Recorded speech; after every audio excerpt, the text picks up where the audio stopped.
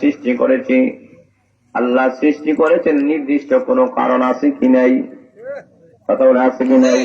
মামা নেই কোনো আল্লাহ রাব্বুল আলামিন বলেন, আমি আহকামুল হাকিমিন, বিনা কারণে আমি আল্লাহ তোমাদেরকে সৃষ্টি করি নাই, নির্দিষ্ট কি কারণে আমি আহকামুল হাকিমিন তোমাদেরকে সৃষ্টি করেছি।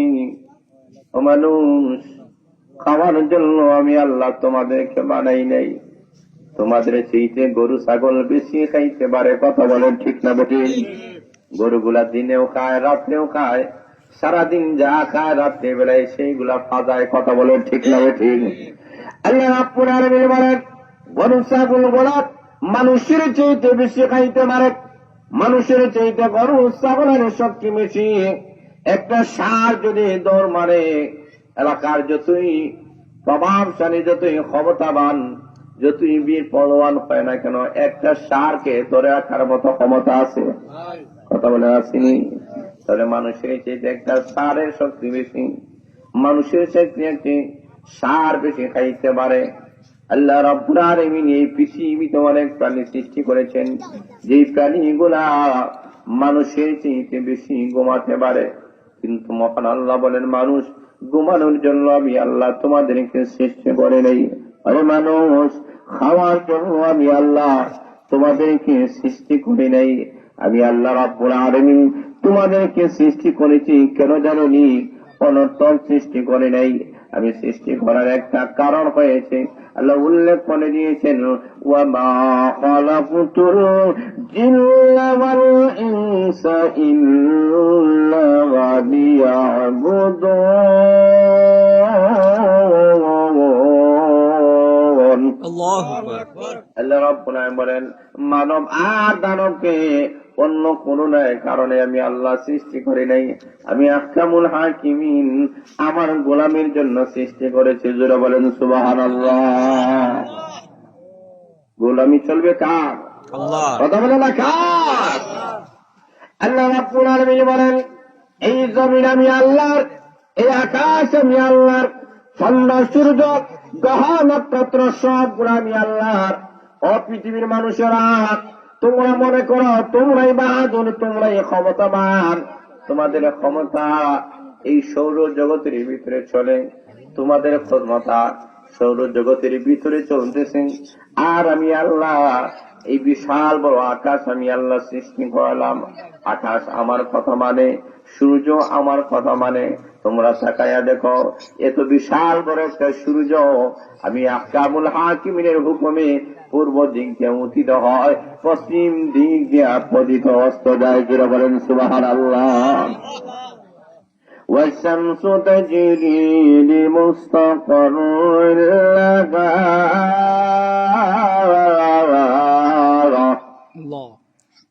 আল্লাহ রাব্বুল আলামিন বলেন, সূর্য চলে, এত বিশাল বড় একটা সূর্য। আল্লাহ রাব্বুল আলামিন বলেন, এই সূর্যটা আমি আল্লাহ চালাই। পৃথিবীর কেউ এই সূর্যটা চালাতে পারে না, চালানোর মতো ক্ষমতা নাই।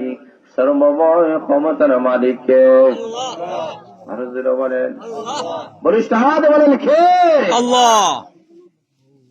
আল্লাহ রাব্বুল আলামিন বলেন, মাশাআল্লাহ মাশাআল্লাহ, নেক হায়াত দান করেন।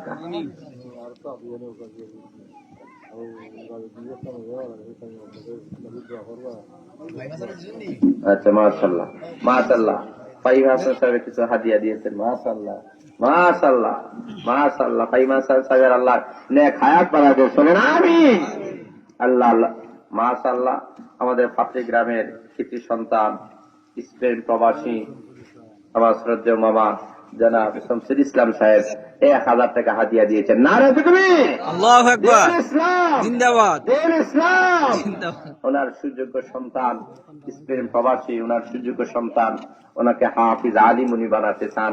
আমার মামাতো ভাই জনাব ফাহিম হাসান, সেও আরো 500 টাকা হাদিয়া দিয়েছে। আল্লাহ ওনার হায়াতে বরকত দান করেন। নারে তাকবীর, দিন ইসলাম। আল্লাহ ফাহিম হাসানকে যেন আল্লাহ হক্কানি রব্বানি হাফিজ কোরআন হিসাবে যেন আল্লাহ কবুল করেন। সবাই বলেন আমিন।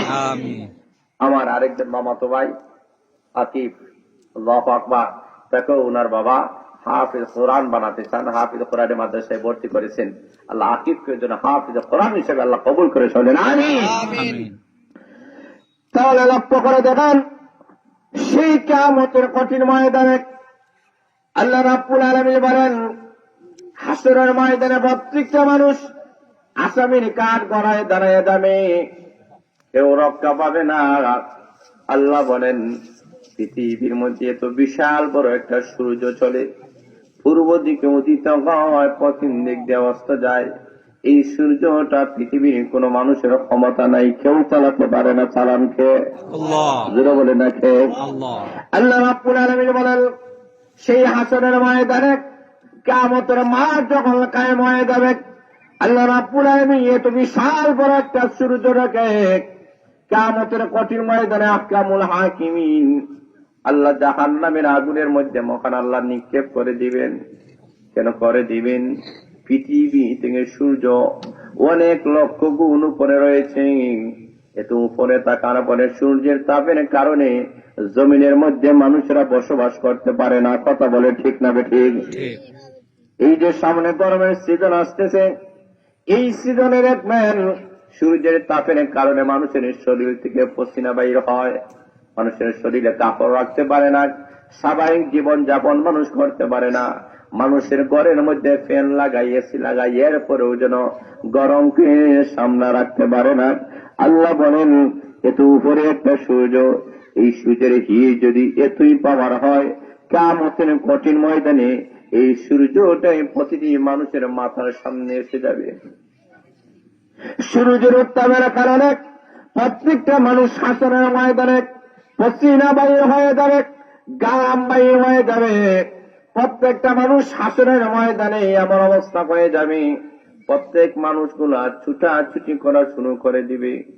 আল্লাহ রাব্বুল আলামিন বলেন, ওই হাসরের ময়দানে প্রত্যেক মানুষের এই কঠিন পরিস্থিতির দিকে তাকাইয়া বলবে, আল্লাহ বুঝতে পেরেছি হাসরের মাঠ মনে হয় সবচেয়ে বড় ভয়ঙ্কর। তারা মনে মনে ভাববে, হাসরের মাঠটা মনে হয় ভয়ঙ্কর, এই সূর্যের তাপ আর সহ্য হয় না গো আল্লাহ।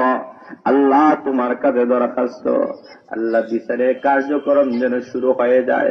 এখন পৃথিবীর কোন মানুষের ক্ষমতা নাই, কিভাবে আল্লাহ রাব্বুল আলামিনের কাছে দরখাস্ত করবে? আল্লাহর কাছে কেমন ভাবে দরখাস্ত করবে? পৃথিবীর কোন মানুষের কোন ক্ষমতা নাই, পৃথিবীর কোন মানুষের পাওয়ারিটি নাই। যারা বলেন ঠিক না ঠিক? সেই দিন আল্লাহ রাব্বুল আলামিন একমাত্র আপনার আবার নবী, সর্বকালের সর্বযুগের সর্বশ্রেষ্ঠ মহামানব বিশ্বনবী মুহাম্মদুর রাসূলুল্লাহ, যিনি বলেন সাল্লাল্লাহু আলাইহি সাল্লাম, আল্লাহর নবীকে মহান আল্লাহ পাওয়ারিটি দান করবেন। আল্লাহ বলবেন, আদম নবী আসছে কঠিন ময়দানে, আদম নবীর পাওয়ার নাই, মুসা নবীর পাওয়ার নাই, ইব্রাহিম নবীর পাওয়ার নাই, ইয়াহিয়া নবীর পাওয়ার নাই, আজকে হাসরের ময়দানে জাকারিয়া নবীর পাওয়ার নাই। আল্লাহ রাব্বুল আলামিন 1,27,2,26,000 নবী রাসূলগণের পাওয়ার নাই, ক্ষমতা নাই। আজকে হাসরের ময়দানে সর্বশেষ যে পয়গম্বর এসেছেন, আল্লাহর পয়গম্বর রাহমাত আলামিন, আজকে হাসরের ময়দানে কথা বলবেন। এর মানে হলো আল্লাহর নবী সুপারিশ করবেন। নবী যখন সুপারিশ করবে, আমার মহান আল্লাহ আবার নবীর সুপারিশ ডাইরেক্ট কবুল মঞ্জুর করে নিবে।